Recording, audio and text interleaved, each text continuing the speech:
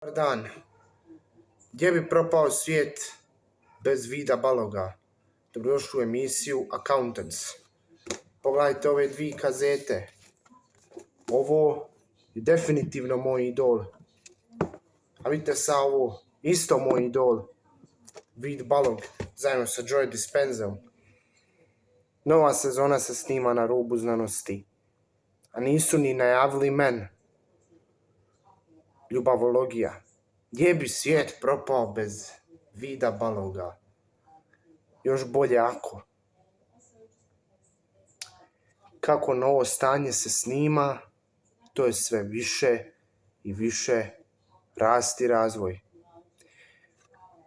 Hvala vam što ste gledali emisiju moju, najnoviju, zove se Animacijsko osoblje.